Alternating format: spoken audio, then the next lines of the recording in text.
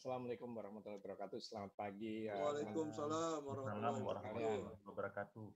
Saya lihat tadi dalam daftar nama peserta ini banyak nama-nama yang sudah cukup familiar, tapi belum pernah lihat wajah. Dan yang kedua, saya lihat sebagian dari peserta ini nantinya adalah orang-orang yang kita menggantungkan atau mengharapkan terjadinya penyebaran ilmu mengenai surveillance epidemiologi, sehingga nantinya ibaratnya Anda semua ini menjadi perpanjangan tangan ataupun perpanjangan mulut untuk memberdayakan teman-teman sekalian di lapangan. Sebelum saya mulai, seperti penugasan yang diberikan oleh panitia, saya akan memberikan mengenai konsep dasar epidemiologi, di mana itu menjadi bahan yang nantinya Anda pakai sebagai acuan di dalam mengajar, di dalam memberikan ilmu pada peserta didik, peserta latih di kemudian hari. Namun saya mungkin nanti saya tidak akan terlalu mengikuti aliran slide tadi. Saya akan banyak mengkaitkan dengan kehidupan kita sehari-hari. Kita tahu bahwa 1,5 tahun ini dengan adanya pandemi COVID-19, orang semakin terbuka pikirannya bahwa ternyata sebagai basis dasar di dalam penanggulangan penyakit menular ataupun berbagai masalah kesehatan, khususnya dalam hal ini pandemi COVID, itu ternyata adalah memang surveillance. Tanpa mengerjakan surveillance dengan baik, maka kita bisa melihat masalah yang seharusnya bisa berakhir dalam waktu yang lebih pendek, ternyata sampai hari ini, sampai detik ini, masalah belum selesai. Orang bisa banyak berdiskusi, orang banyak berbicara, namun akhirnya yang kita lihat bahwa sampai hari ini jumlah kasus malah meningkat sampai di atas 31.000. Dunia pun begitu. Nah, jadi pertanyaan, di mana peran surveillance tadi? Kita tahu pelaksana dari surveillance tadi adalah di ujung tombak kita, di front line kita, yaitu teman-teman di puskesmas. Jadi pertanyaan, sudahkah mereka memahami apa itu prinsip dasar surveillance? Kerancuan yang sering terjadi adalah surveillance adalah mengumpulkan data, sehingga orang yang berbicara dalam hal sistem pencatatan pelaporan seakan-akan mengerjakan surveillance. Dan hari ini, pagi ini saya ingin menekankan kepada Anda semua, orang yang mengumpulkan data atau yang bekerja di dalam kegiatan pencatatan pelaporan bukan atau belum mengerjakan surveillance. Karena surveillance itu adalah mengumpulkan data untuk analisis. Bahwa di dalam mengumpulkan data tadi membutuhkan sumber data, iya. Tetapi kita tidak dalam posisi ngutek-ngutek atau ngopok-ngopok sumber data tadi, pencatatan pelaporan. Karena sumber data itu ada macam-macam. Secara sistem, sumber data adalah sistem pencatatan pelaporan. Lalu kita mulai terjebak. Sistem pencatatan pelaporan mulai bicara kelengkapan dan ketepatan waktu. Lebih parah lagi, banyak orang beranggapan kalau laporan tidak tepat waktu dan tidak lengkap, maka tidak bisa digunakan, maka surveillance-nya tidak jalan. Ini kesalahan yang fatal. Surveillance dalam kondisi apapun harus bisa jalan. Data harus bisa terkumpul. Dari mana? Kalau RR-nya jalan, ambil dari RR. Tapi kalau RR tidak jalan, ambil dari studi. Bahkan bisa mengambil dari rumor. Jadi, marilah kita ubah cara pandang kita. Surveillance bukan ngurusi pencatatan pelaporan. Ini basic. Surveillance memang memerlukan data, tapi tugas pencatatan pelaporan bukan tugas surveillance. Kenapa ini saya tekankan? Karena kalau saya bicara surveillance di rumah sakit, Anda selalu dilempar ke rumah sakit, ke bagian medical record. Padahal di medical record itu tidak ada apa-apanya, yang ada adalah datanya. Ya, tapi informasi mengenai seseorang yang sedang sakit difteri yang membutuhkan penanganan cepat, Anda dapatkan di medical record pada saat pasiennya sudah pulang. Kalau Anda ingin mendapatkan kasus AFP, maka kalau dari medical record pasiennya sudah pulang, sehingga harusnya didapat dari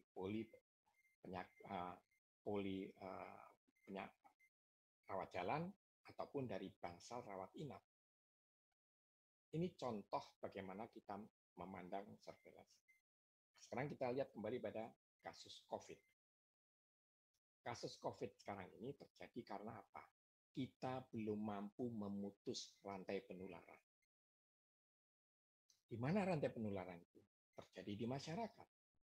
Kenapa kita tidak mampu memutus rantai penularan? Karena kita belum mampu menemukan semua kasus. Karena kita belum mampu menemukan semua kontak. Karena kita belum mampu melacak semua kontak. Dalam rangka upaya pemutusan rantai penularan hanya dua, isolasi dan karantina. Dua-duanya ini tidak bisa optimal kalau orang yang sakit belum ditemukan semua. Idealnya adalah temukan semua yang sakit, isolasi. Entah itu isolasi di rumah, isolasi mandiri, atau di rumah sakit. Kontaknya kemana? Kontaknya adalah temukan kontaknya, dilacak, lakukan karantina 14 hari, dipantau selama 14 hari.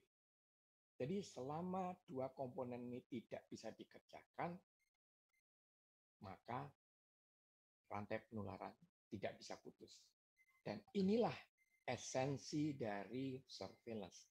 Sehingga kita harus mengakui, karena surveillance belum jalan dengan baik, maka saya gunakan ungkapan yang sering dipakai Pak Menteri, genteng bocornya belum bisa ditutup. Sehingga bocornya masih jalan terus dan kita sibuk ngepel lantai. Dan buktinya adalah rumah sakit penuh. Buktinya tenaga kesehatan di rumah sakit kewalahan. Lebih parah lagi, obat-obatan kosong. Terjadi lagi, lebih parah, kepanikan di masyarakat. Jadi, kondisi ini ibaratnya banjir sekarang ini karena kita tidak menutup sumber kebocorannya, yaitu di atap atau di kerannya. Dan itu adalah upaya ke hulu. Ini adalah surveillance epidemiologi. Saya kira ini menjadi suatu intro dari masalah kita, sehingga buat teman-teman sekalian nanti di dalam memberikan materi ini, mohon tidak terlalu terpaku dengan slide-nya, dengan definisinya. Yang penting adalah pemahaman konsep dasarnya itu seperti apa. Karena kalau definisi silakan baca di buku.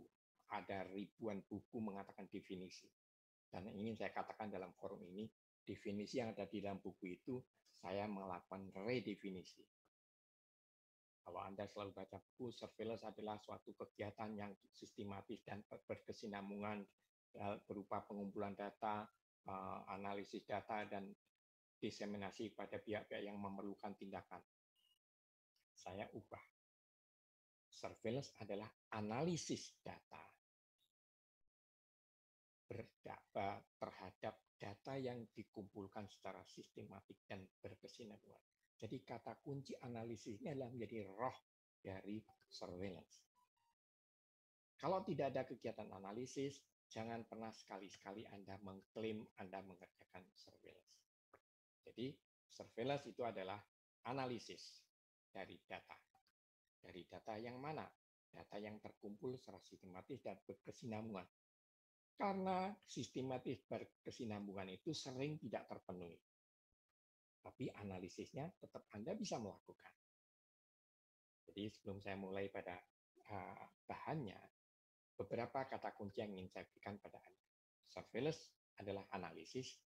Surveillance adalah dalam melakukan kajian terhadap data yang terkumpul dari sumber data, di mana sumber datanya adalah bisa pencatatan pelaporan, bisa survei, bisa suatu studi, bahkan bisa dari suatu rumor.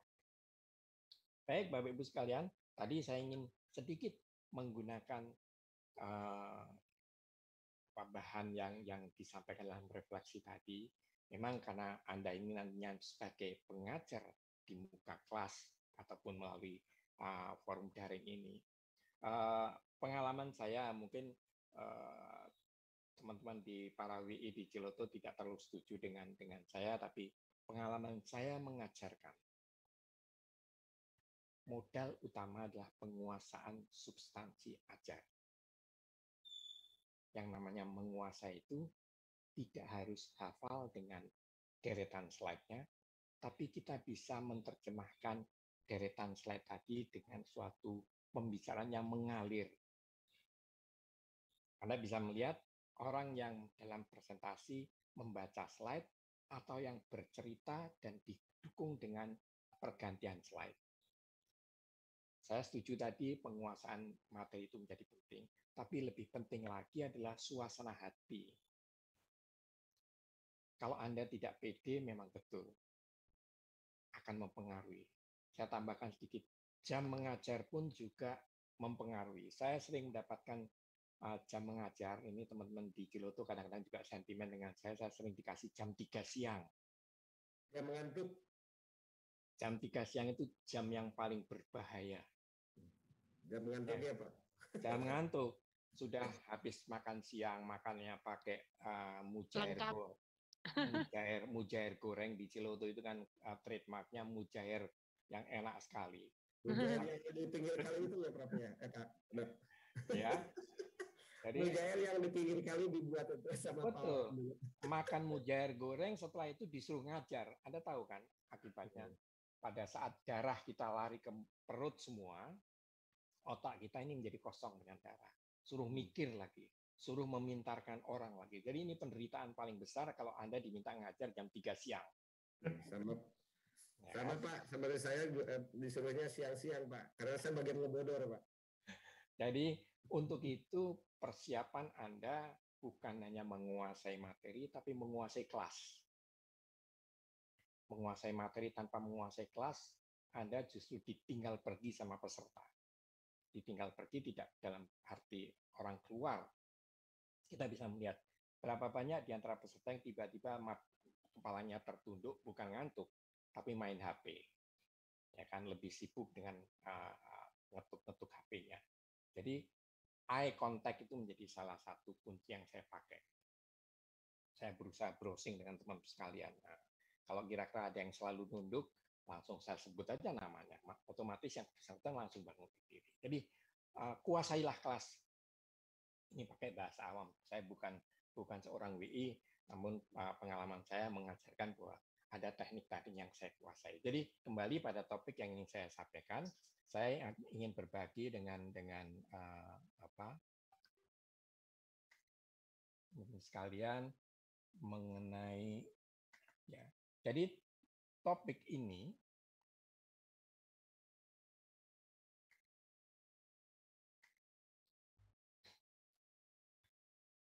adalah topik yang Anda harus kuasai dan Anda nanti akan memberikan kepada banyak orang.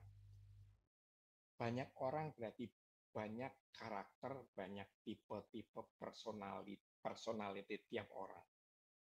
Karena bisa saja di antara peserta yang Anda latih tadi orang yang memang sudah karena tugasnya atau ditugasi oleh atasannya masuk dalam kelas Anda.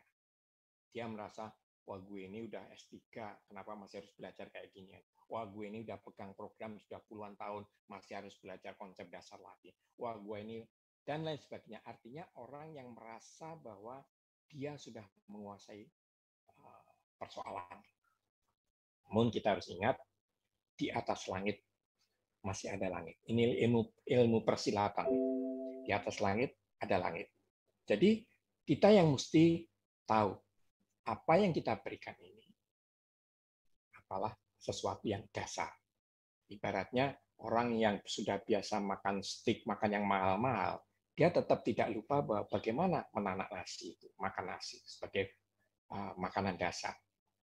Nah ini konsep dasar repeat ini suatu konsep yang secara luas sudah bisa dilihat Bapak Ibu sekalian. Mohon masukan? Sudah. Sudah ya. Oke. Sudah. Oke. Jadi konsep dasar ini sesuai dengan judulnya adalah suatu konsep dasar di mana sesuai dengan kondisi di kalau nggak mau berubah ya. Kondisi di tempat masing-masing ini membutuhkan modifikasi tanpa mengubah isi.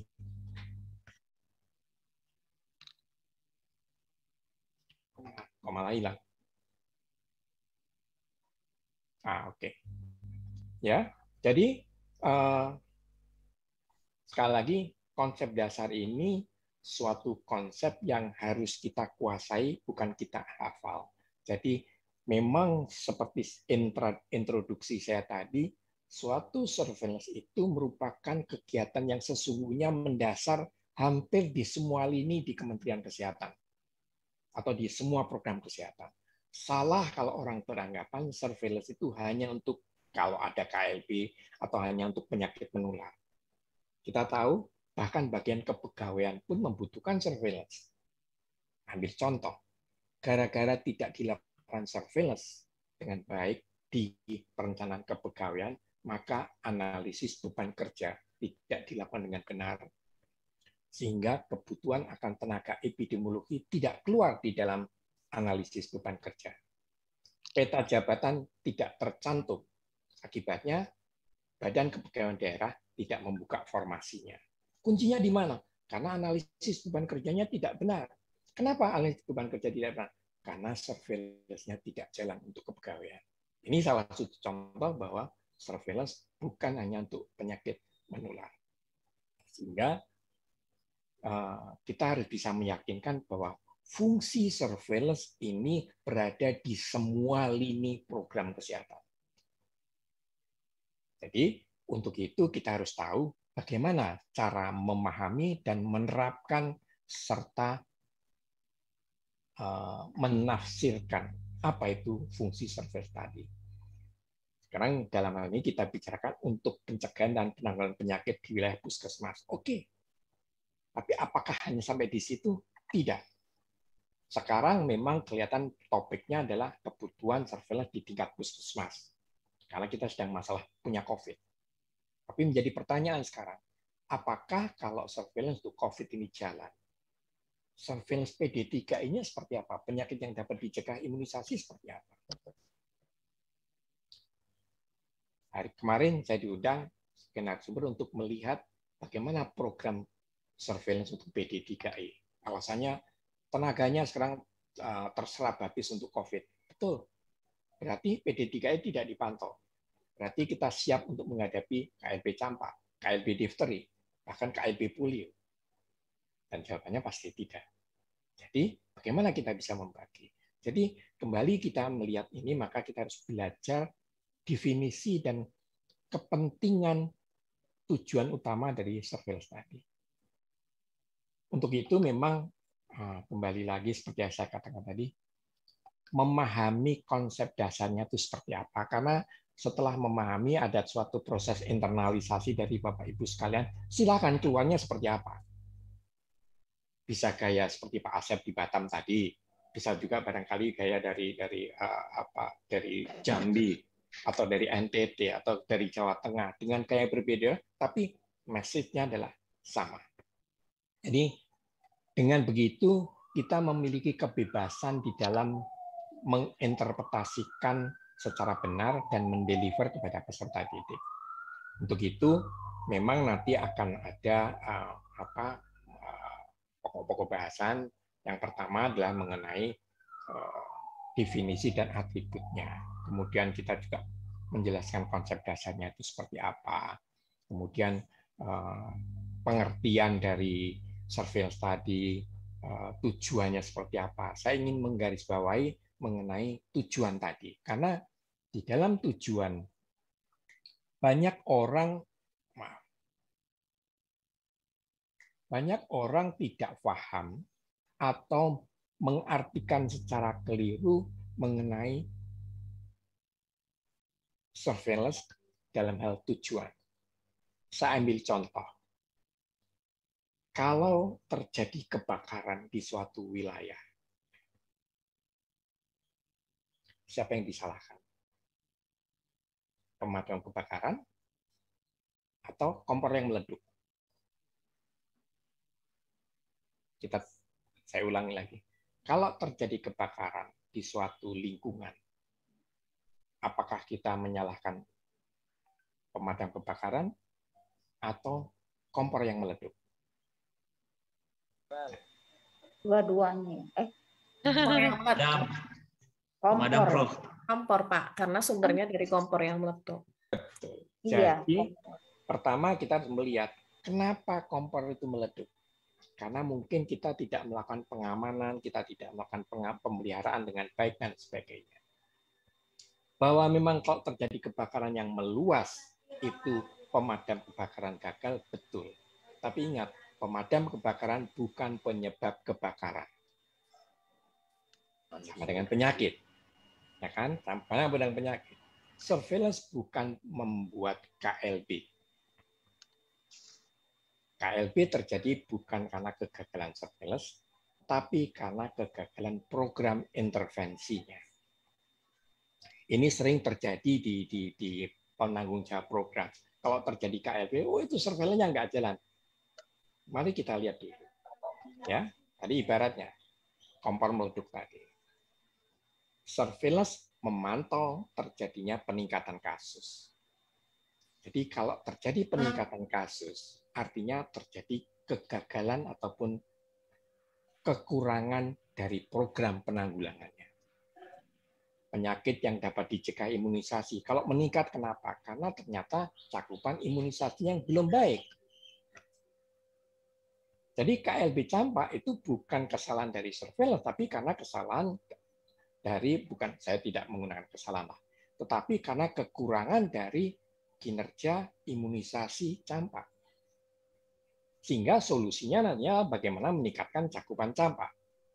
Tetapi kalau kasus campak yang meningkat tidak terpantau dengan baik dan tidak segera ditanggulangi, dia akan meluas. Itu menjadi fungsi surveillance.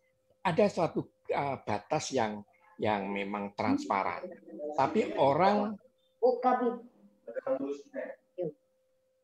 orang sering salah kaprah seakan-akan kalau terjadi KLB surveillance-nya.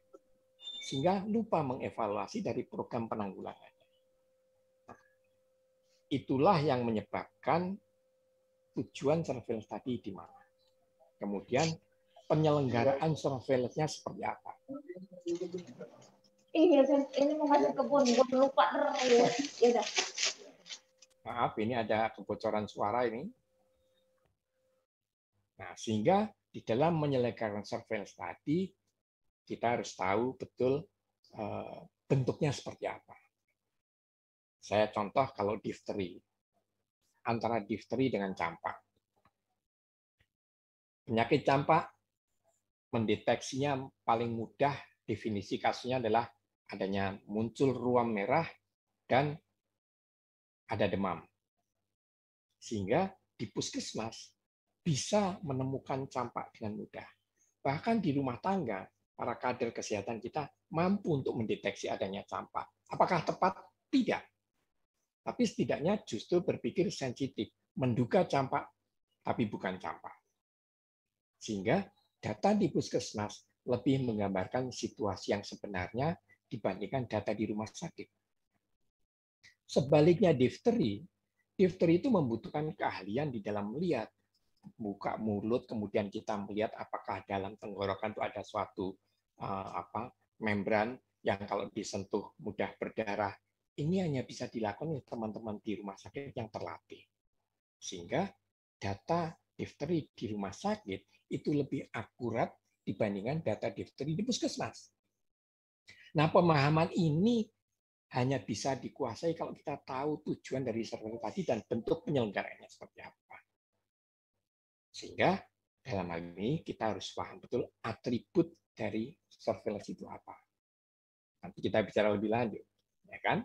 Nah, jadi pokok bahasan mengenai pengertian konsep dasar, tujuan dan atribut tadi itu sesuatu yang katakanlah fondasi. Kalau rumah itu galian tanah, kemudian ditaruh batu di situ untuk meletakkan batako atau batu bata di atasnya.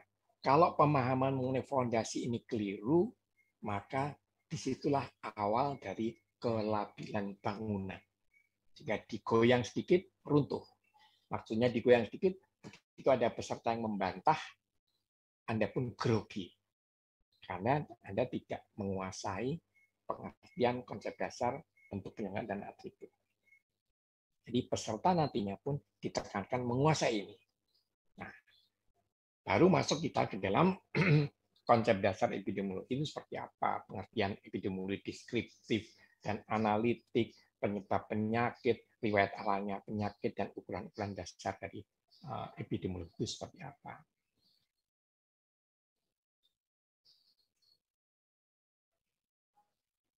Ini kok nggak mau jalan ini.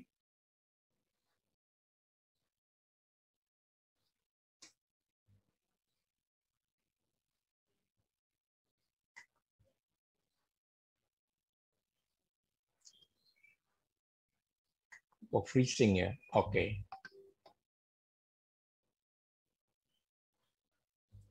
Jadi ini yang saya sampaikan tadi.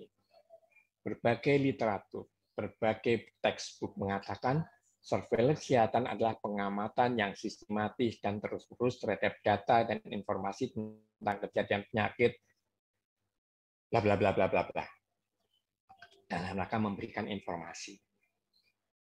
Saya yakin kalau saya minta Anda menghafal ini 3 hari 3 malam, pasti Anda belum bisa hafal. Karena definisinya panjang. Ya kan? Di sini yang umumnya meminta Anda berfokus pada pengamatan yang sistematis dan terus-menerus. Ada lagi mengatakan pengawasan. Ya kan? Saya sambil bercanda, awas loh. Ya kan? Awas loh. Itu bukan pengawasan. Ya kan? Jadi pengamatan itu adalah kita selalu mencermati data yang terkumpul. Bahasa yang sering saya pakai adalah saya selalu berangkat dari ketidakpercayaan saya terhadap data yang ada di tangan saya. Banyak orang begitu pegang data langsung udah senang, wah saya punya datanya, dan sehingga lupa mengukur datanya itu valid atau tidak. Saya terbiasa begitu terima laporan, saya berangkat dari tidak percaya dulu. Pertama adalah siapa yang mengumpulkan data ini. Kalau yang mengumpulkan data ini orang yang sudah tidak terlatih, maka saya akan mengatakan tingkat kepercayaan saya hanya tinggal 50%. Karena yang mengumpulkan saja nggak tahu untuk apa dia mengumpulkan data. Jadi pengamatan baru bisa dilakukan kalau kita memiliki data yang valid. Data yang valid itu seperti apa? Apakah lengkap dan tepat waktu? Belum tentu. Suatu rumor yang ada di masyarakat yang tidak masuk dalam sistem pelaporan bisa menjadi sumber informasi yang valid. Tergantung bagaimana kita bisa menciptakan tadi. Nah, jadi di sini yang merah berikutnya memberikan informasi untuk tindakan pengendalian. Saya ingin menambahkan, bukan hanya memberikan informasi, tugas kita adalah memastikan ada tindakan koreksi. Kalau hanya memberikan informasi, setelah saya punya data, saya upload di website, selesai. Bukan itu tugas surveillance.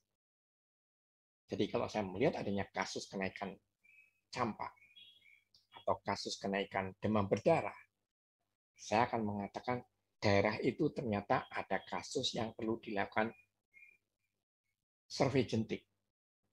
Daerah itu yang perlu dilakukan barangkali pengasapan. Daerah itu barangkali perlu ada tindakan lebih lanjut. Siapa yang melakukan itu?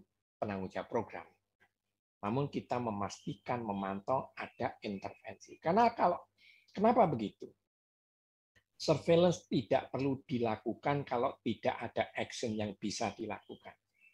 Ingat, karena surveillance selalu surveillance for action. Jadi kalau kita tidak bisa mendefinisikan atau memastikan ada action yang akan dilakukan, surveillance tidak perlu dilakukan. Orang banyak menggunakan cara pandang yang keliru. Surveillance-nya dulu ada, baru nanti kita pikir untuk menggunakannya. Untuk apa?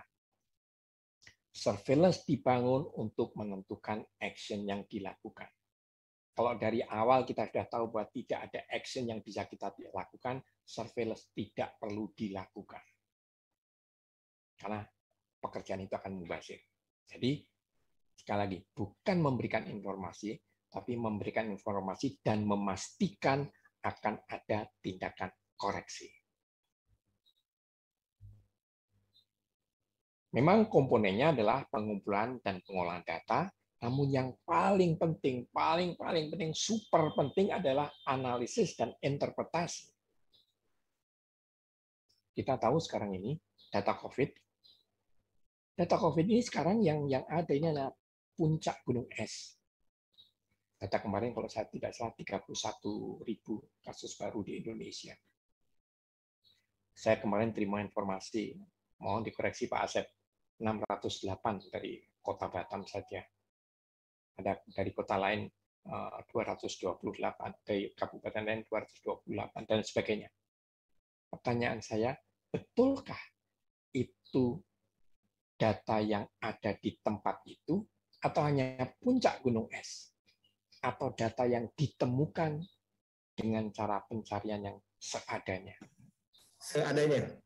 Nah, jadi, kalau kita sudah tahu bahwa yang ada itulah puncak gunung es, kita harus punya bayangan berapa banyak yang di bawah permukaan air tadi. Dan inilah yang menjadi sumber penularan. Karena kalau yang di bawah permukaan air tidak kita temukan, maka kita tidak akan pernah bisa memutus rantai penularan. Jadi konsep semacam ini sebenarnya konsep epidemiologi. Nah, jadi bukan surveillance-nya saja yang berlaku di sini, tapi logika berpikir epidemiologis itu harus masuk di sini. Kalau kita tahu bahwa 31.000 itu belum semuanya, maka Anda tidak perlu kaget, tidak perlu terpana kalau kasusnya meningkat. Saya tidak pernah kaget dengan peningkatan kasus tadi. Karena saya tahu persis bahwa pemutusan rantai penularan belum terjadi dengan optimal. Karena apa? Karena tracing-nya pun tidak jalan, atau tracing jalan tidak seperti yang diharapkan. Kalau itu yang terjadi, maka kita harus tahu persis tombol mana yang harus kita pencet. Tombol penemuan kasus dan tombol pelacakan kontak. Ternyata tombolnya nggak bisa dipencet. Kenapa? Karena kontak itu sekarang merasa sebagai aib. Kontak merasa dikejar-kejar aparat. Yang ada adalah stigma. Selama itu menjadi stigma, maka orang-orang kontak tadi akan sembunyi. Dan Anda tidak akan pernah menemukan kontak. Dan Anda tidak akan bisa memutus rantai penularan tadi. Ini contoh dari suatu analisis terhadap situasi dan interpretasi dari data yang ada. Kemungkinan kedua adalah dari hasil lab, entah itu dari NAR atau dari Silabar dan sebagainya. Kalau hasil lab itu masih di atas 7 hari dari onset, seorang pasien dia seharusnya terinfeksi hari Senin, diambil spesimennya hari Selasa. Waalaikumsalam. Waalaikumsalam. Betul, Pak. Jadi kalau kasus itu ditemukan hari Senin, diambil spesimennya hari Selasa, tapi keluar hasilnya baru Selasa depannya. Bisa kebayangkan? Dari Selasa ke Selasa itu dia berkeliaran kemana-mana. Ini alasan kenapa kita menghendaki adanya percepatan hasil. Kalau dikirim hari Senin, hari Selasa diketemukan hari Senin, hari Selasa diambil spesimennya, setidaknya hari Rabu atau Kamis sudah harus keluar hasilnya. Dan ini tergantung pada ketersediaan ataupun akses terhadap laboratorium. Saya ambil contoh lagi, Pak Asep, mohon maaf, saya ambil contoh di Kepri ya. Kalau itu kasusnya dari Natuna, kemudian lab-nya hanya ada di Tanjung Pinang atau di Kota Batam, yang notabene pas ombaknya tinggi, kapan orang Natuna terima hasilnya? 1 minggu lagi. Selama 1 minggu dia sudah menularkan kemana-mana.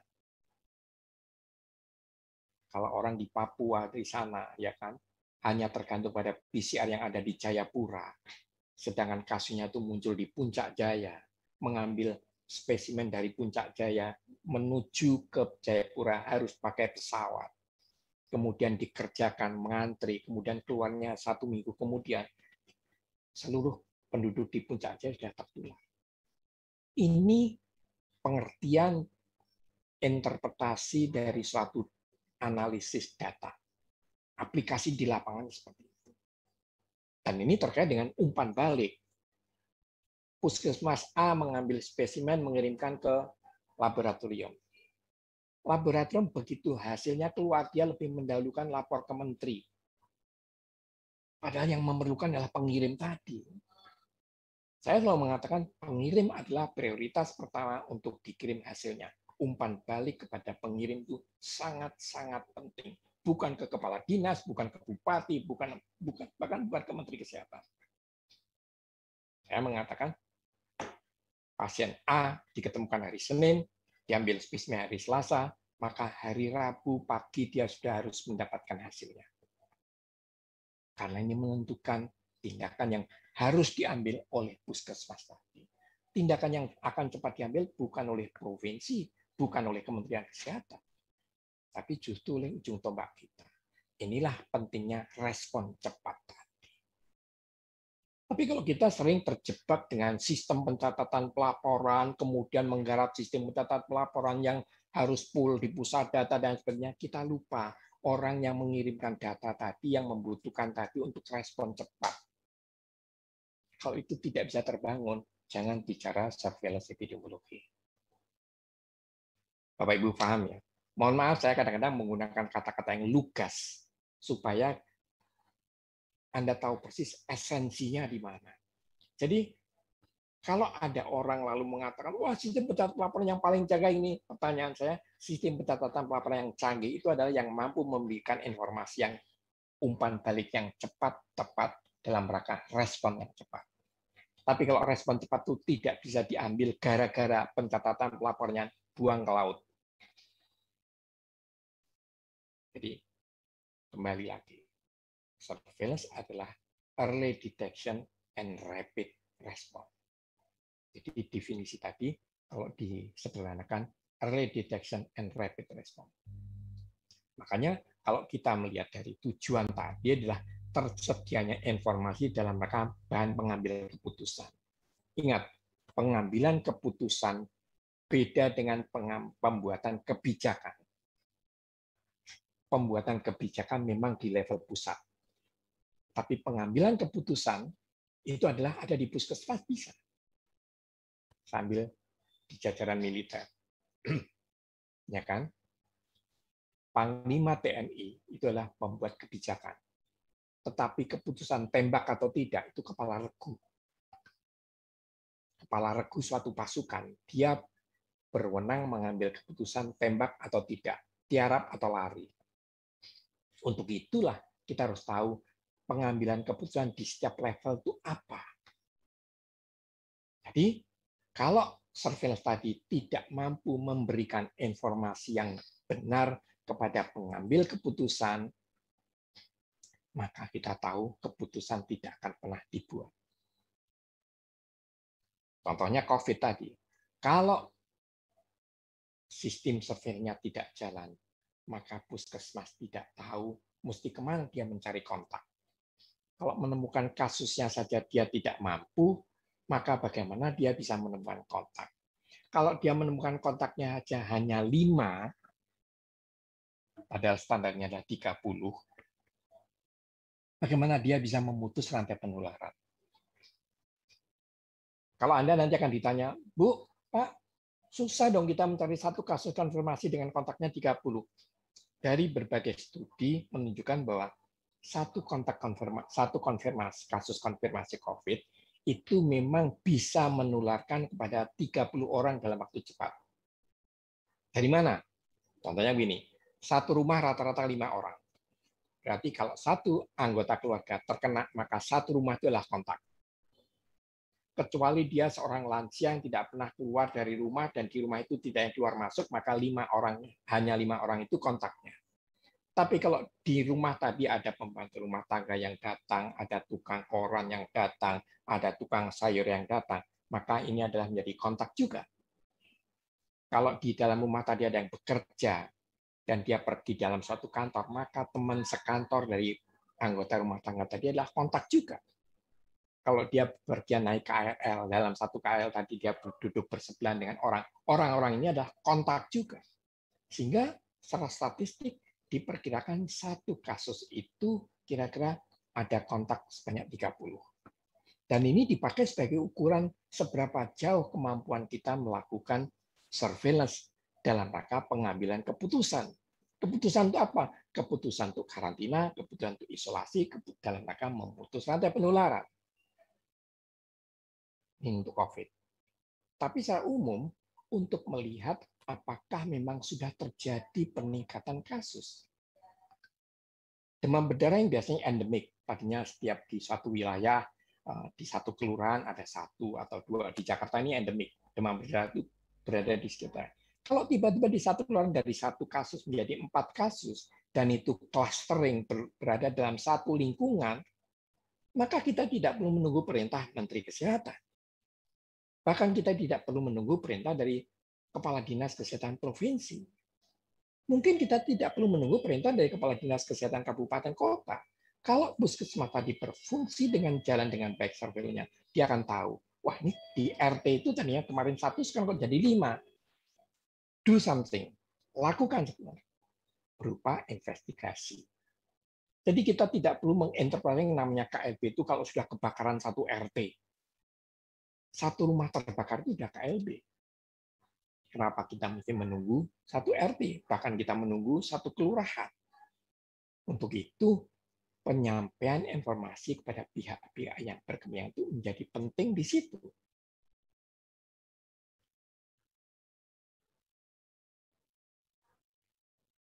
Nah, jadi dasar dari surveillance tadi bisa berbasis indikator, bisa berbasis kejadian. Kalau indikator kita tahu yang namanya cakupan imunisasi itu harusnya misalnya di atas 85%. Yang namanya AFP itu harus 2/100.000. Kalau di bawah itu berarti Anda belum mengerjakan dengan baik. Kalau sekarang ini untuk COVID ada 11 indikator. Keputusan Menteri Kesehatan 4641. Tolong di waktu senggang Anda buka itu, ada 11 indikator. Mulai berapa banyak kasus yang ditemukan, seberapa cepat Anda mendeteksi, seberapa cepat Anda bisa melakukan tindakan pengambilan spesimen, berapa banyak, kemudian seberapa cepat Anda mengambil kecepatan isolasi. Itu semuanya ada. Itu adalah surveillance berbasis indikator. Namun kita juga bisa berbasis kejadian. Kalau di tengah-tengah kesibukan, gegap gempitanya COVID, tiba-tiba di tempat Anda muncul kasus antraks.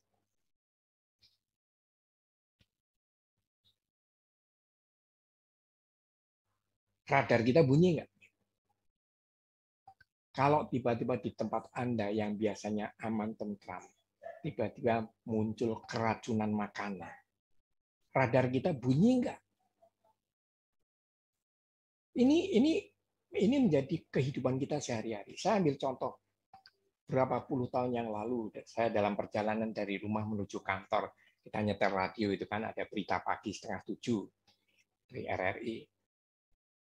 Dengar berita bahwa di sekolah Regina Pacis Bogor terjadi keracunan makanan setelah adanya pesta perpisahan. Ini kejadian betul, pengalaman saya. Ada di belakang kemudi. Apa yang harus dilakukan? Jadi dengar berita di radio terjadi keracunan makanan tadi malam dengan adanya pesta perpisahan di sekolah Regina Pacis Bogor. Pada waktu itu, secara prosedural saya harus ke kantor, lapor, kemudian mendapat izin. izin pimpinan, dan yang penting lagi ada SPJ untuk saya pergi ke Bogor. Yang mungkin itu baru selesai besok pagi. Tapi yang saya lakukan adalah saya langsung pasang sen, belok kiri, langsung tol Jagorawi, saya masuk ke sekolah tadi. Secara prosedur mungkin saya keliru karena pergi tanpa surat tugas. Tapi secara epidemiologis dan secara basic surveillance, saya mendapatkan keuntungan yang sangat besar. Saya masih bisa dapat muntahan, saya masih bisa mendapatkan sisa-sisa makanan, dan saya masih bisa ketemu dengan beberapa kasus di rumah sakit. Dan dari situ saya bisa melakukan analisis penyebab keracunan itu makanan yang mana, dan tindakan apa yang bisa dilakukan segera. Lepas dari soal prosedur administrasi. Nah, jadi kita penting mendengarkan berita di radio dan dikatakan sebagai rumor, oke. Sering dari kita terhambat dengan masalah birokrasi. Ketemu berita hari Senin, kemudian hari Selasanya lapor pimpinan ACC-nya hari Rabu, kemudian SPJ-nya baru ditandatangani, kemudian bendaharanya sedang mantu, sehingga baru hari Sabtu baru keluar uangnya, Anda baru berangkat dari Senin berikutnya. Dan itu sering terjadi. Saya ingin menekan kepada Anda, kalau kita mau bicara surveillance, pastikan birokrasi tadi tidak menghambat kecepatan.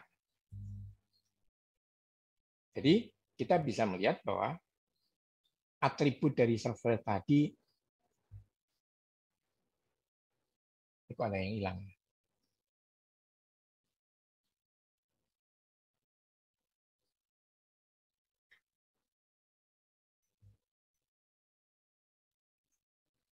Ya, jadi atribut dari surveillance tadi bahwa surveillance itu memiliki karakteristik atau atribut di mana ini menentukan kekuatan dari sistem tadi. Anda boleh baca dari sumber-sumber lain apa dari definisi atribut tadi. Saya langsung masuk kepada atribut yang ada di surveillance itu apa. Pertama adalah kita bisa, ini kesederhanaan. Surveillance yang baik adalah surveillance yang sederhana. Sederhana tapi mampu mendeteksi adanya masalah. Jangan sederhana tapi kita masih gelap gulita. Sederhana tapi mampu mendeteksi adanya masalah. Ibaratnya begini, kalau Anda masuk di dalam suatu ruangan gelap dan Anda membutuhkan arah mau kemana Anda jalan, jangan berharap Anda punya lampu yang mewah yang pakai lampu sorot sekian puluh watt, ada generatornya. Dengan lilin saja Anda sudah tahu kemana harus melangkah mencari pintu keluar. Itu adalah sederhana. Tapi tidak berarti bahwa sederhana itu adalah dengan penerangan yang ada Anda tetap kegelapan tidak bisa mencari jalan keluar. Itu bukan sederhana namanya, tapi tidak menjawab persoalan. Sederhana adalah dengan cara yang paling murah dan bisa membantu Anda melangkah lebih lanjut. Kemudian yang kedua, fleksibilitas. Banyak orang, terutama para jago-jago IT tadi, bahwa untuk mengembangkan suatu sistem informasi syaratnya sangat berat. Padahal fleksibilitas itu penting sekali, Pak. Fleksibel lah. Saya ambil contoh, mungkin teman-teman sekalian ingat beberapa bulan yang lalu, pada waktu kita mau melakukan vaksinasi. Pemberian vaksinasi untuk tenaga kesehatan. Itu harus mendaftar nama, NIK-nya, kemudian dari instansinya, punya keterangan BPJS, dan lain sebagainya. Di mana banyak tenaga kesehatan yang karena status dan kesibukannya, dia tidak bisa melengkapi itu semua. Artinya apa? Orang tadi tidak bisa mendapatkan vaksinasi. Dan itu terjadi. Padahal tujuan vaksinasi adalah secepat mungkin memvaksinasi semua orang. Entah laki, perempuan, tua, muda, dimanapun dia berada, siap. Tapi gara-gara menciptakan aturannya itu sifatnya eksklusif,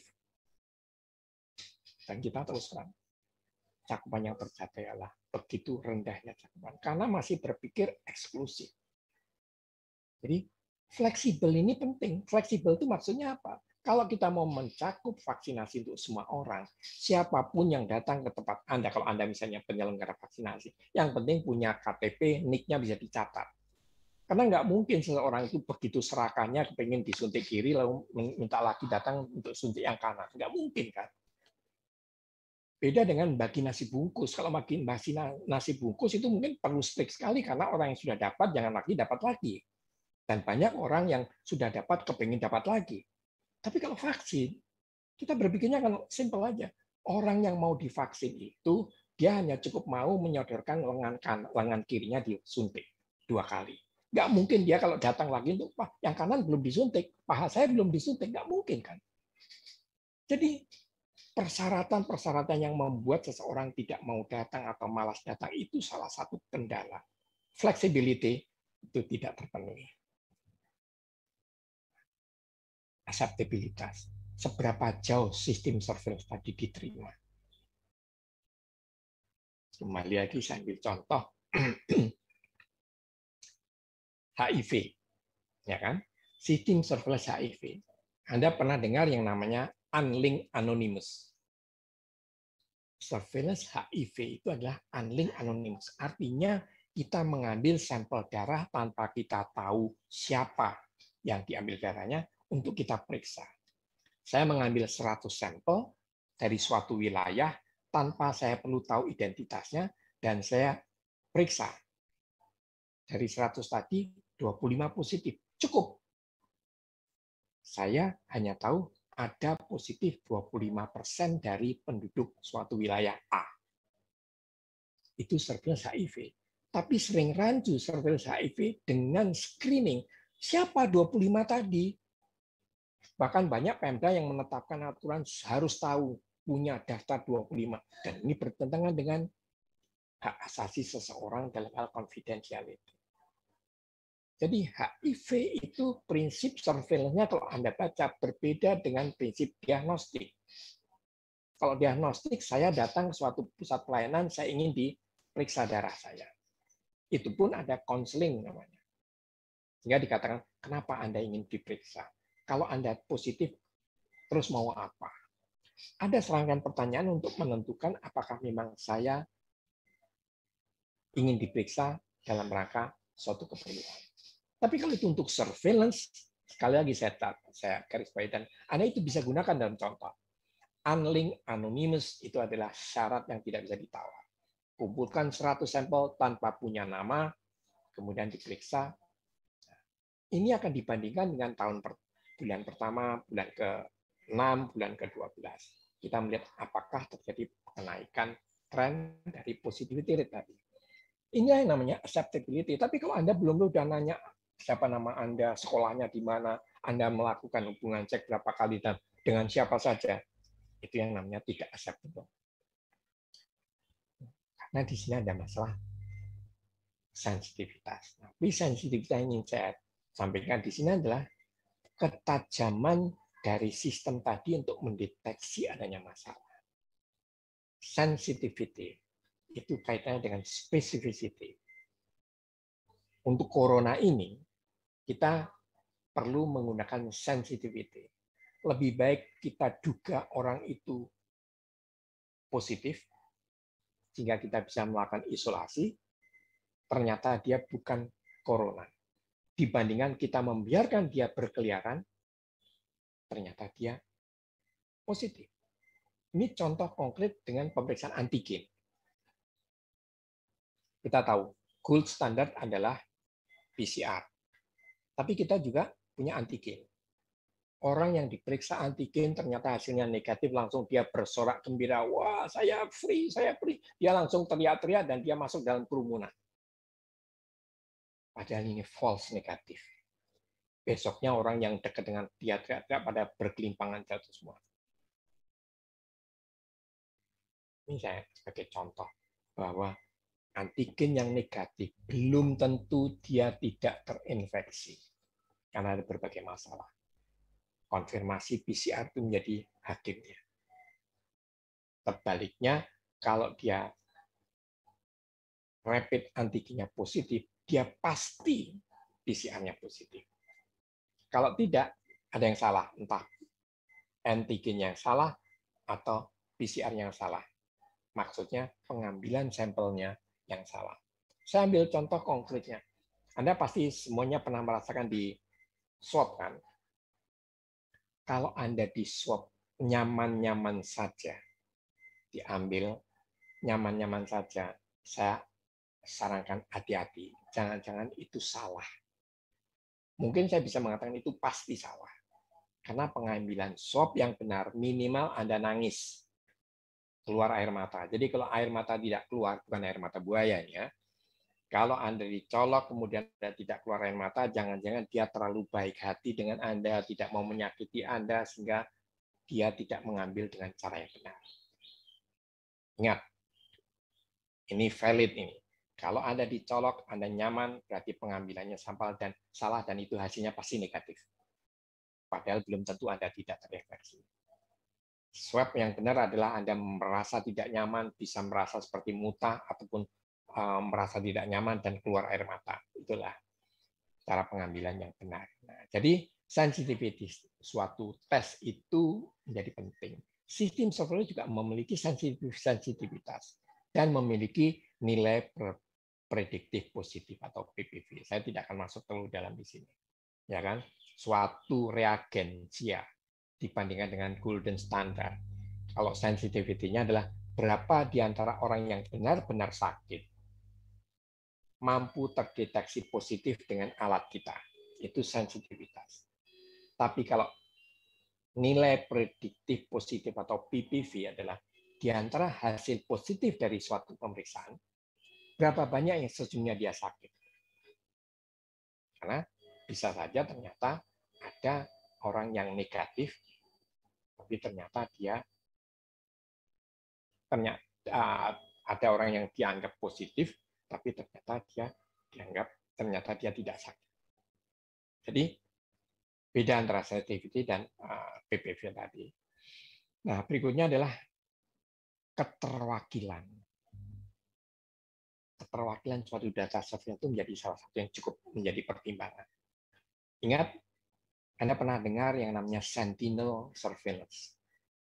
Sentinel surveillance itu adalah saya mulai dulu dengan sentinel. Sentinel itu arti yang sebenarnya adalah rumah, istilah yang benar, rumah kera. Rumah kera itu gardu jaga. Kalau dulu di instansi militer itu sebelum masuk pintu itu selalu ada kayak gardu dari kayu di mana penjaganya berdiri di depan itu. Tertutup rapat 4 sisi tapi ada jendela 4 sisi. Dari situ dia bisa melihat. Dan ini sekarang masih dipakai di pos-pos perbatasan untuk melihat, atau kalau Anda pergi ke daerah industri, di setiap pojokan pabrik itu selalu ada di atas ada suatu gardu pengawas yang dia melihat ke lingkungan untuk melihat apakah pabrik tadi malam harinya dalam kondisi aman. Ya. Kembali pada representativeness. Data yang terkumpul dari sentinel tadi tidak mewakili wilayah. Karena orang sering salah kaprah, sentinel di satu wilayah di Bogor, lalu seakan-akan itu gambaran di Kabupaten Bogor. Itu keliru. Sentinel lebih ditujukan pada adanya perbandingan antara intervensi dan hasil dibandingkan dari waktu ke waktu yang disebut kecenderungan. Kecenderungan di tempat itu, di mana tingkat intervensinya seperti itu, terjadi perubahan atau impact terhadap banyaknya kasus di tempat itu pada periode tertentu. Dia tidak mewakili di tempat lain karena masalah sampingnya tadi. Jadi representativeness itu menjadi penting. Jadi kalau Anda mau membangun suatu sistem surveillance di suatu wilayah, maka pastikan dia bisa mewakili. Tidak berarti Anda tidak bisa menggunakan sentinel, tapi kalau Anda menggunakan sentinel, maka itu tidak mewakili. Jadi kalau ingin mewakili, maka pakai konsep yang di luar sentinel. Nah, ketepatan waktu dan kualitas itu menjadi penting. Karena apa artinya? Tadi saya ambil contoh kan. untuk memutus rantai penularan tuh kita harus tahu kapan seseorang itu onset dan kapan seseorang itu terdeteksi positif secara lab. Tapi kalau onsetnya saja tidak diketahui, bagaimana Anda bisa ambil tindakan? Karena antara onset dengan munculnya gejala atau yang disebut masa inkubasi, itu orang itu sudah menularkan kemana-mana.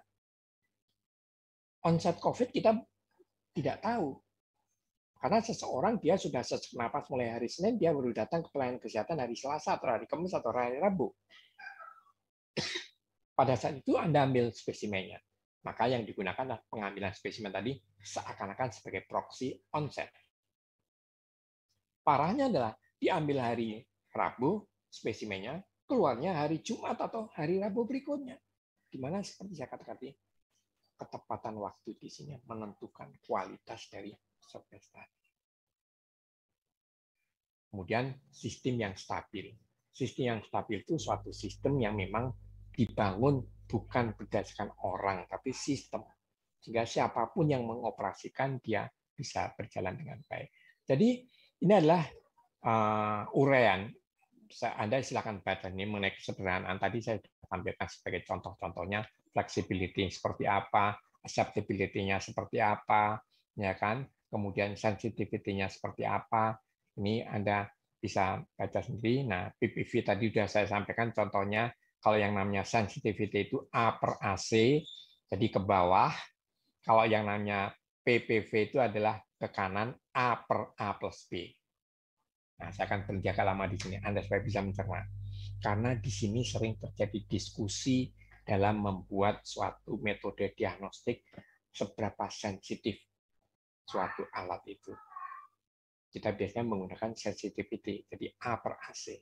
Di antara orang yang sakit, yaitu yang vertikal positif, A plus AC, dan berapa orang yang tidak sakit, B plus D. Kohortnya di situ. A dan C itu orang yang sakit, dan B plus D itu orang yang tidak sakit. Kemudian kita bicara suatu metode tes. Metode tes yang mengatakan positif itu adalah A, dan B, metode tes menemukan hasil negatif adalah C dan D. Artinya apa? Untuk hasil tes positif A itu, hasil tes positif itu kan A plus B dari alat tadi. Di antara A plus B tadi ada yang B, yaitu orang yang sebenarnya dia tidak sakit. Nah, sebaliknya, di antara orang yang sakit, A plus C tadi, dia hanya menemukan A, C-nya tidak ketemu. C-nya dianggap negatif. Nah, ini yang selalu menjadi kendala kita. Kalau sensitivitas suatu alat itu rendah, maka C-nya itu akan besar. Artinya orang sakit yang tidak mampu terdeteksi dengan alat tadi. Ini menjadi bahaya. Jadi suatu sistem itu yang mampu menggambarkan situasi yang sebenarnya. Dan ini sangat terkait dengan kapan waktu pengambilan dan sebagainya. Jadi saya tidak, silakan nanti Anda baca di sini ketepatan waktu dan sebagainya. Kemudian stabilitas, itu kita bisa melihat bahwa metode itu harus betul-betul stabil. Kembali yang tadi, sumber data. Sumber data itu banyak sekali. Tapi sebaliknya, karena banyaknya, Anda sering waktu Anda mendedikasikan waktu Anda untuk nguplek-nguplek sumber data yang begitu banyak ini, dan akhirnya nanti, wah ternyata datanya tidak lengkap, wah ternyata Anda tidak tepat waktu, wah ternyata puskesmas tidak melapor secara rutin, wah-wahnya banyak sekali, dan Anda tidak melakukan analisis. Saya ulangi lagi, Anda melalaikan, mengerjakan banyak tugas, kecuali tugas pokoknya. Tugas pokok Anda adalah surveillance. Tapi Anda mengerjakan banyak tugas, ngutak-ngutak sumber datanya, melihat sistemnya seperti apa, kemudian tergantung pada internet, tergantung pada variabel, dan sebagainya. Padahal tugas Anda adalah melakukan analisis. Sehingga inilah deretan sumber data yang bisa Anda gunakan. Sumber data kesakitan, data pelayanan kesehatan, data kematian, data demografi, laporan wabah, laporan penyelidikan KLB, Karena masing-masing sumber data itu memiliki kualitas yang berbeda-beda. Ada di kabupaten. Anda tergantung pada laporan investigasi wabah dari puskesmas. Kalau orang di puskesmas tadi memang sudah terlatih, Anda terima laporannya dengan tutup mata Anda mengatakan everything has been under control. Selesai. Tapi kalau orang di puskesmas tadi seperti kondisi sekarang itu banyak yang belum terlatih, walaupun dia sudah mengirimkan laporan PE, jangan Anda langsung percaya. Kalau Anda di provinsi juga begitu, Anda terima laporan dari kabupaten. Kalau Anda tahu di kabupaten dia mengerjakan Mr. X yang memang seorang sudah terlatih dengan penyelidikan ilmu epidemiologi dan FETP dan sebagainya, tutup mata Anda terima ini sebagai laporan Anda bisa pakai. Tapi kalau yang membuat itu ternyata orang yang tidak jelas, hati-hati.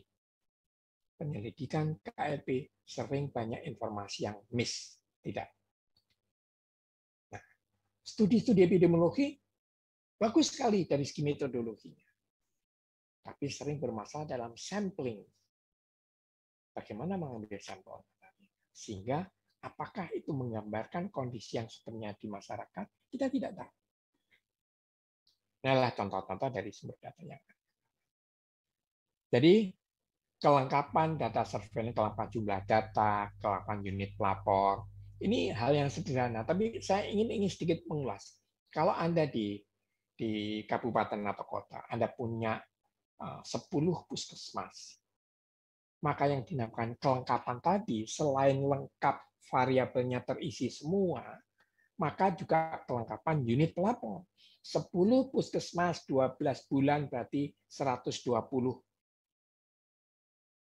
per tahun. Setiap bulan Anda harus menerima 10 laporan.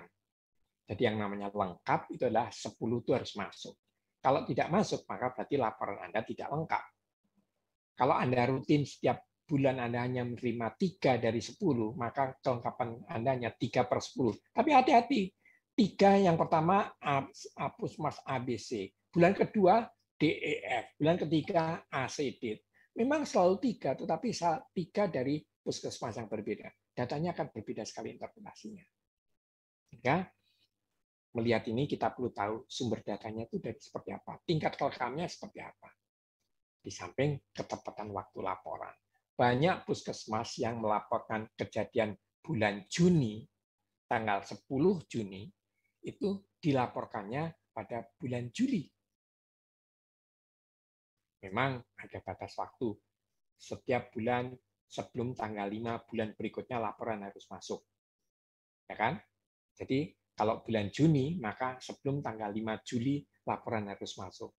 Ternyata ada laporan yang kejadiannya tanggal 30 Juni yang mestinya masuk ke dalam laporan sebelum 5 Juli tadi, tapi karena dia terkirimnya 6 Juli, dia masuknya ke dalam laporan bulan berikutnya. Dan ini kacau. Dan ini yang terjadi dengan COVID sekarang ini. Banyak laporan-laporan yang ternyata tidak tepat waktu. Anda amati, setiap Sabtu Minggu jumlah kasus turun. Apakah yang betul kasusnya turun? Bukan begitu, karena lab-nya tutup. Banyak daerah yang ternyata Sabtu Minggu lab-nya tidak melakukan pemeriksaan, sehingga seakan-akan dari lab tadi tidak muncul yang positif. Dan kita amati setiap Sabtu Minggu kasusnya ada penurunan. Seninnya naik lagi. Bahkan naiknya lebih tinggi karena data Sabtu Minggu itu ternyata dimasukkan dalam laporan hari Senin. Dan ini terjadi di banyak tempat. Anda sebagai orang surveillance, Anda orang mengajarkan mengenai ilmu surveillance, harus mewaspadai gambaran ini selalu terjadi. Jadi ketepatan waktu itu menjadi salah satu hal yang perlu dipertimbangkan. Ini adalah format-format pelaporannya. Saya tidak akan bicara rinci karena ini format pelaporan ini yang harusnya dikerjakan oleh teman-teman yang mengerjakan tadi. Nah, nanti lalu ada latihan-latihannya dan sebagainya. Mungkin nanti kita akan membahas pada sesi berikutnya. Tapi artinya kita perlu latihan mengenai bagaimana melakukan identifikasi, mendeskripsikan atribut sistem surveillance dan sebagainya. Ya kan? Untuk itu jadi bagaimana mengidentifikasikan adanya masalah dari atribut dari sistem surveillance tadi. Nanti akan kita bahas dalam latihan-latihan tadi. Kemudian kita bisa melihat dari diskusinya seperti apa, ya kan? Saya hanya ingin menyampaikan bahwa tugas Anda nanti adalah setelah Anda memahami konsep dari surveillance tadi, bagaimana Anda dengan gaya Anda masing-masing, dengan intonasi masing-masing, ilmu mengajar yang sudah diberikan oleh para widya iswara tadi, Anda mampu mendeliver, Anda mampu menyajikan, sehingga orang yang menerima tadi menangkap esensinya. Seorang penyanyi yang baik bukan hanya mampu menyanyikan lagunya dengan nada yang benar, tapi penyanyi yang mampu kontak dengan audiens, sehingga dia bisa mendapatkan tepuk tangan dari audiens. Lagu yang sama, tepuk tangannya bisa beda. Ya kan? Lagu yang sama, dengan musik yang sama, nada yang sama, yang satu bisa dapat tepuk tangan, yang satu lagi tidak dapat tepuk tangan. Dan itu yang selalu dikejar oleh para artis dalam melakukan performance di muka publik. Dia mengejar tepuk tangan tadi. Artinya apa? Ada kontak antara penyanyi dengan audiensnya. Ada kepuasan. Kalau kita menggunakan prinsip kepuasan pelanggan, tepuk tangan itu menggambarkan kepuasan. Apalagi kalau sampai ada standing ovation. Anda lihat dalam berbagai pertunjukan itu, penonton berdiri dan tepuk tangan. Itulah suatu target yang sangat diimpikan oleh seorang penyanyi. Dia mampu merangsang adanya standing ovation. Buat Anda, standing ovation itulah yang diharapkan menjadi target. Tapi kalau Anda sudah mendedikasikan waktu 1,5 jam, 2 jam, ternyata kelasnya sunyi senyap, seperti sekarang ini, barangkali saya tidak berhasil meyakinkan Anda. Tapi tugas saya kan tidak di depan publik, tugas saya di depan Anda. Hanya pastikan pada waktu Anda berbicara nanti, Anda mampu merangsang peserta tadi untuk menangkap esensinya. Kita nanti akan masuk kepada pengertian dari epidemiologi tadi, deskriptif dan analitik. Ini adalah deskriptif dan analitik ini seakan-akan terlalu teoritis. Tapi saya ingin mengatakan deskriptif itu sama dengan, Anda bisa melihat yang di tangan saya ini kamera, ya kan? Saya yakin kamera Anda banyak yang lebih mahal dari kamera saya. Kamera yang zaman waktu keluar pertama itu barangkali hanya ada berapa megapiksel. Sekarang yang paling canggih sudah sampai 12 megapiksel, 14 megapiksel. Saya gambarkan ini dengan alat potret.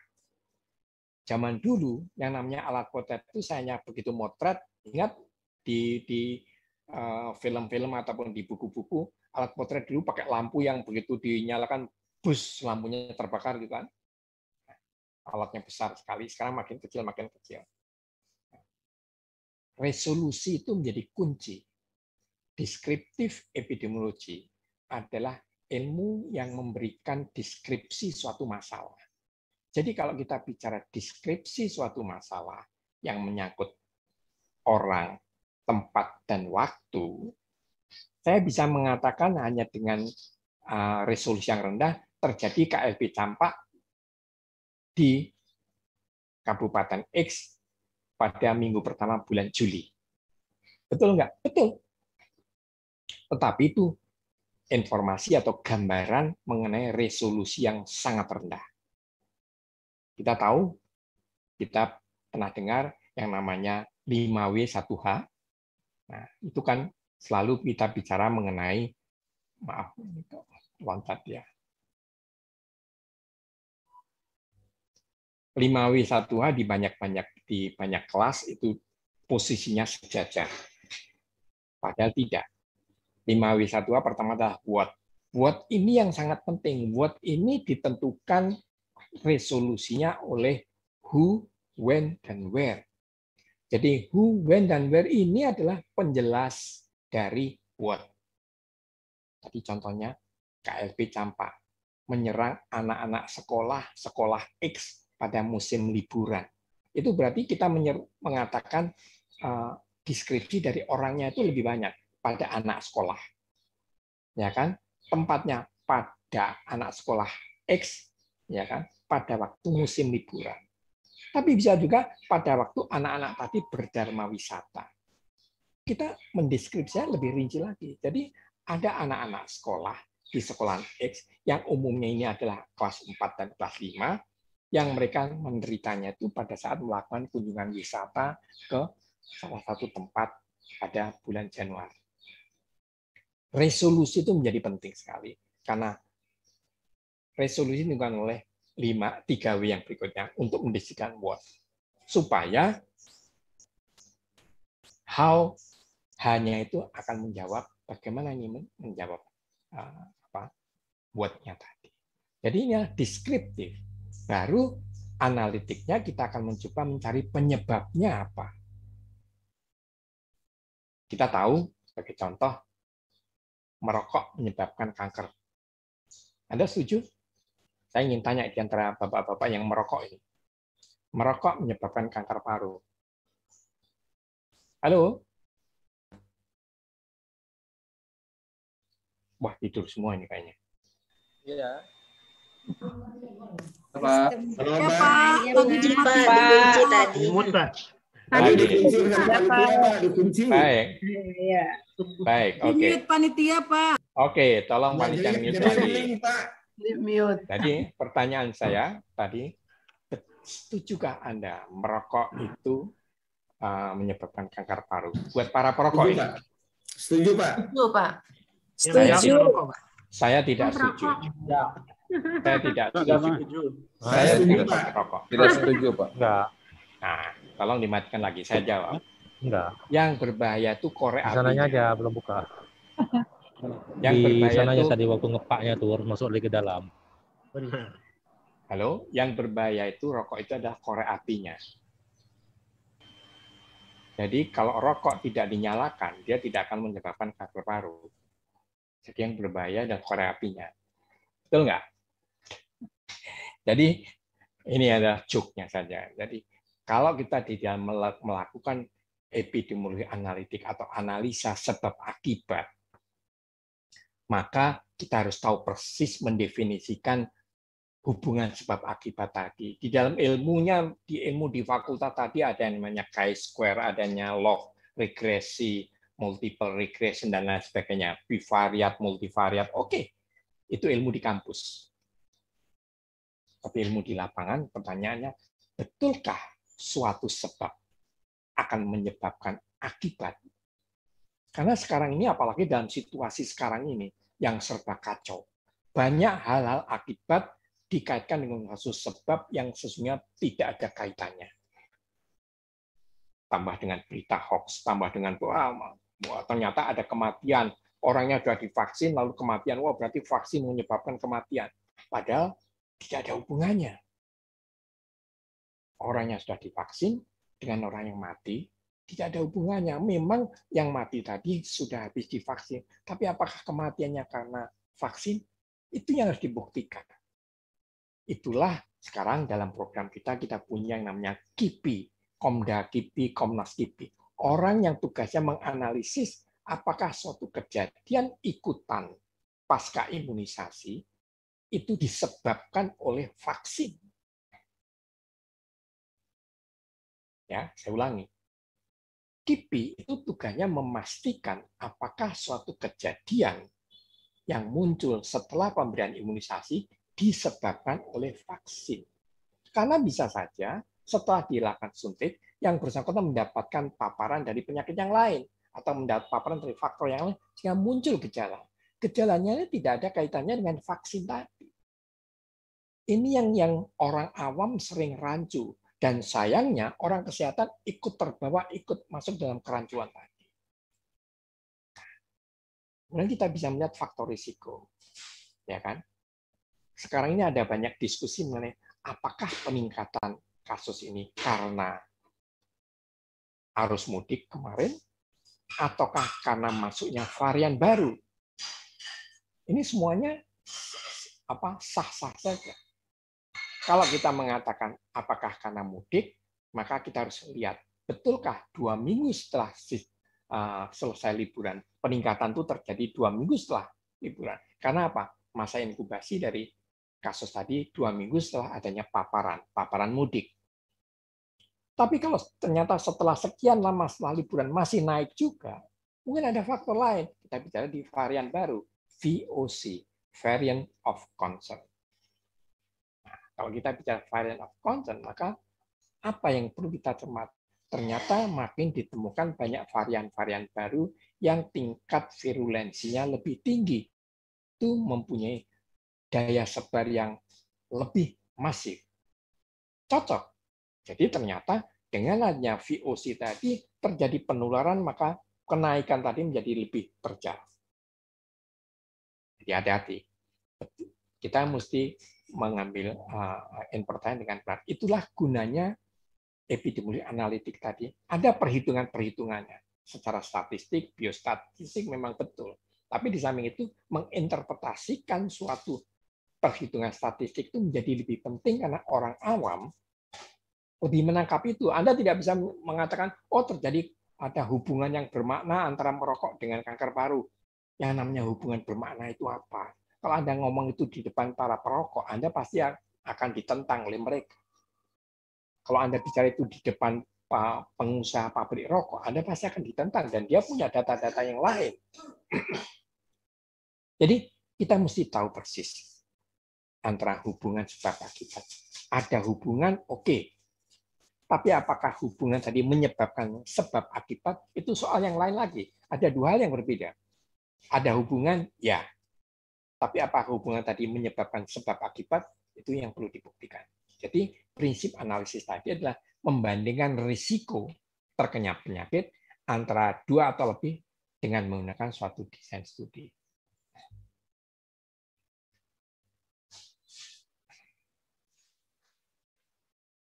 Jadi ini adalah suatu epidemiological triad yang host agent environment ini ilmu sejak saya belum lahir ini sudah semacam ini, tapi sering kita di dalam menginterpretasikan triangle ini secara keliru, karena bukan keliru tetapi tidak tepat. Karena sekarang saya ambil contoh. Kita bicara host, kita bicara agent. Host itu siapa sih? Orang mengatakan manusia, belum tentu. Sapi itu juga host. Jadi agent. Ya kan? Ambil contoh antraks. Antraks itu masuknya ke sapi dulu. Sapinya terserang antraks. Kemudian daging sapinya dimakan orang. Pertanyaan saya, hostnya siapa? Orang? Mungkin juga. Tapi kalau hubungannya dengan agent, sapi juga. Tapi ada yang mengatakan sapi adalah host perantara. Oke. Tapi kalau tidak ada sapi, agentnya bisa masuk. Bisa. Melalui soil, melalui kista yang ada di tanah. Jadi pemahaman mengenai host agent environment ini tadi, kita harus memahami kita sedang bicara apa. Setiap penyakit memiliki host, agent, dan environment yang berbeda, yang hubungan satu sama lain itu bisa berbeda. Jadi, agent itu adalah virusnya atau kumannya atau apapun, saya kira nggak ada masalah, kita sepakat. Tapi pada waktu kita bicara host dalam rangka mengintervensi hubungan antara agent dengan host tadi, hati-hati. Di dalam program kesehatan, makanya ada yang program penanggulangan penyakit menular langsung, dan ada program penanggulangan penyakit bersumber binatang, dan ada program penanggulangan penyakit yang dapat dicegah dengan imunisasi. Ini adalah kita melihat hubungan antara faktor agent dan host tadi yang dipengaruhi oleh faktor lingkungan. Orang sering mengatakan faktor lingkungan itu secara harfiah, lingkungannya lingkungan, alam, air, tanah, dan belum tentu. Corona sekarang ini faktor lingkungan itu adalah termasuk lingkungan kantor, suasana kerja. Muncul Anda kemarin terima viral, Gubernur DKI marah-marah dengan salah seorang pengusaha. Itu environment itu. Jadi ada suatu environment di dalam suatu perusahaan yang dia menganggap kalau perusahaan saya di lantai 23, maka saya ini perusahaan saya itu aman. Suasana kerja, suasana cara pandang manajemen itu adalah lingkungan. Sehingga orang yang berada di situ, pegawainya berada dalam posisi sebagai host yang dipengaruhi oleh lingkungannya. Jadi saya ingin menekankan bahwa lingkungan di sini tidak harus nature, tapi lingkungan kerja. Seorang pegawai dia pasti tidak berani tidak masuk kalau pimpinannya mengatakan besok masuk kantor. Nah, sehingga kalau dikatakan faktor agent terhadap bos tadi dipengaruhi lingkungan, termasuk sekarang ini, kalau pimpinan perusahaan memastikan seorang karyawannya besok harus masuk, maka dengan kata lain, dia meningkatkan risiko seorang host terinfeksi oleh agent. Ya, jadi bukan salah hostnya, bukan salah agentnya, tapi memang disediakan oleh seorang pimpinan atau apapun kontak antara agent dan hostnya tadi. Sehingga ini konsep ini yang harus selalu kita pahami bahwa di dalam memahami triangle tadi kita tidak bisa secara harfiah, tapi kita harus melihat bukan hanya organisme fisik, kimia, dan sosial, tapi kita juga karakter demografi, geografi dari hostnya tadi, termasuk fisik, biologi, dan sosial. Sosial tadi yang saya katakan tadi, lingkungan seperti kantor itu seperti apa. Baik, kita lanjutkan. Pak Dr. Haryadi, mohon maaf, waktunya habis, Bapak. Oke. Bapak masih tetap di kelas angkatan 1, Pak? Baik. Ya, dengan materi yang sekarang adalah teknik memfasilitasi konsep dasar surveillance di masing-masing kelas, Pak. Oke, saya ada di kelas 1 kalau nggak salah. Ya, masih Pak, masih di kelas ini, Pak. Ya, mohon sahabat semua untuk angkatan 2 dan 3 kita berpindah linknya. Ya, silakan. Terima kasih Pak Dr. Rian. Ya. Dan Bapak Ibu panitia untuk angkatan 1 kami lead dari kelas ini. Terima kasih. Silakan sahabat untuk link ke kelas masing-masing. Makasih Pak Haryadi.